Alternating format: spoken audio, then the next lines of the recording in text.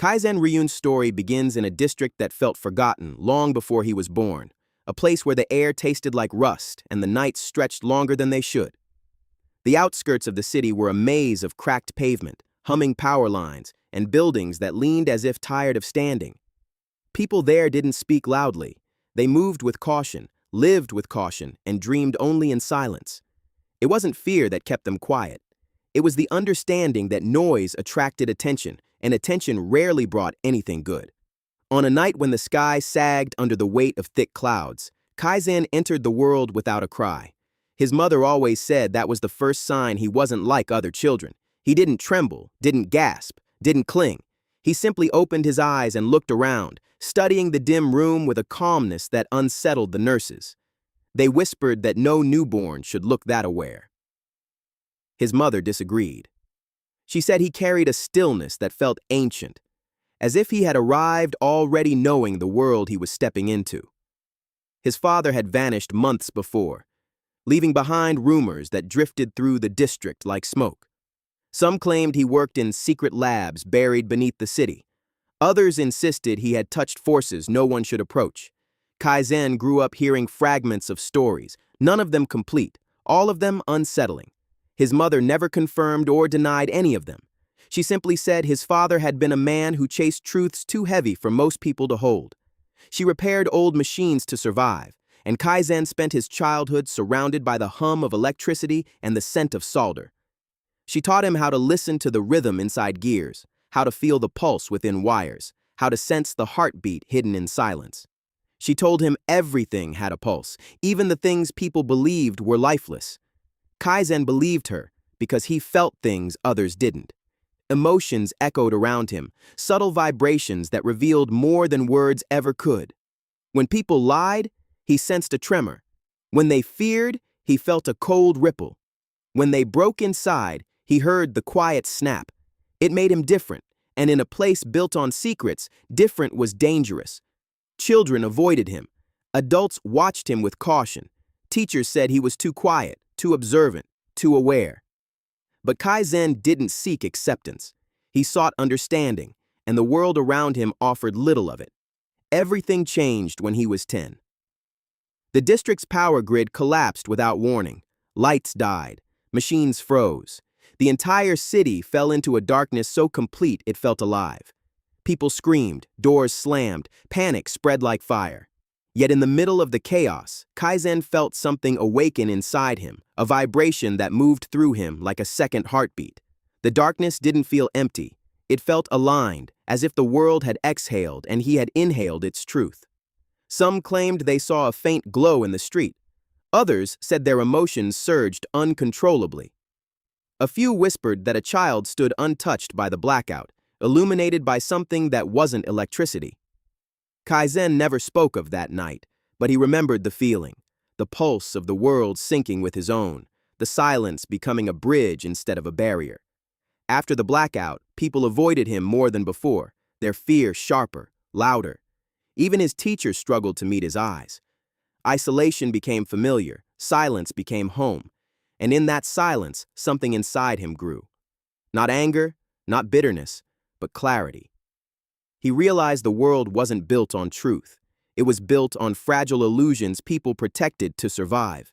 He saw through them, felt the cracks, sensed the weight they carried. He didn't know it yet, but this clarity was the beginning of everything he would become.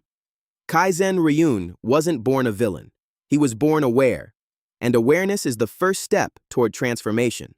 The blackout changed the district, but it changed Kaizen far more. In the weeks that followed, the city tried to return to normal, yet something beneath its surface felt different.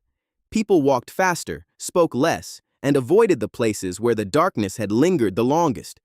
Rumors spread like cracks through old concrete, each one pointing toward the same unsettling idea. The blackout hadn't been a failure. It had been an awakening. And some believed Kaizen had been at the center of it. Kaizen didn't care about the whispers. What mattered to him was the feeling that had surged through his body that night, the pulse that wasn't his, yet moved with him. It hadn't faded. It lingered like a second shadow, quiet but present, waiting. He felt it when he walked past broken machines, when he touched cold metal, when he stood alone in the silence of his room. It was as if the world had revealed a hidden layer, and only he could sense it. His mother noticed the change. She watched him with a softness that carried both pride and fear. She didn't ask what happened during the blackout. She didn't need to. She had always known Kaizen was different, but now that difference felt heavier, sharper, more dangerous. She began locking the doors earlier, closing the curtains tighter, and keeping Kaizen close whenever she could. Not to protect him from the world, but to protect the world from him. One evening, while repairing an old generator, she told him something she had never shared before. His father hadn't disappeared. He had been taken, not by criminals or debt collectors, but by people who studied the boundaries between emotion and energy, people who believed the human mind could resonate with forces beyond physical understanding. They had approached her once, asking questions about Kaizen before he was even born. She had refused to let them near him. His father hadn't been able to do the same. Kaizen listened without speaking. The pulse inside him stirred, as if recognizing the truth. His father hadn't chased dangerous knowledge. He had been consumed by it. And now, Kaizen carried the same spark. Days turned into months, and Kaizen's abilities sharpened. He could sense emotional shifts like changes in temperature. He could feel tension in the air before arguments began. He could walk into a room and know who was lying, who was afraid, who was breaking. It wasn't a gift, it was a weight. The world was loud, even when silent. One night, while walking home, Kaizen felt a surge of fear ripple through the street. It wasn't his. It came from a man hiding behind a broken vending machine, clutching a small device that hummed with unstable energy. The man's emotions were frantic, desperate, spiraling.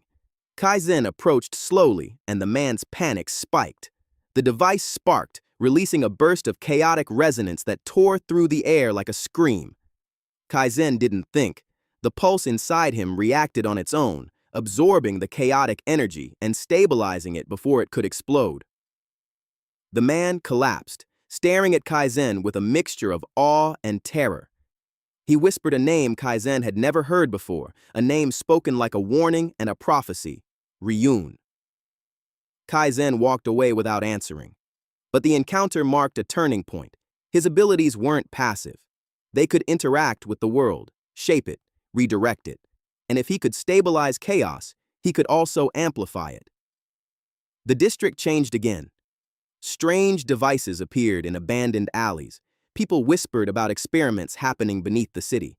And Kaizen felt eyes watching him, studying him, waiting for him to make a mistake.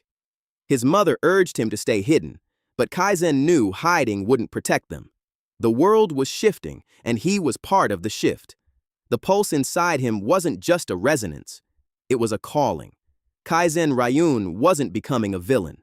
He was becoming inevitable.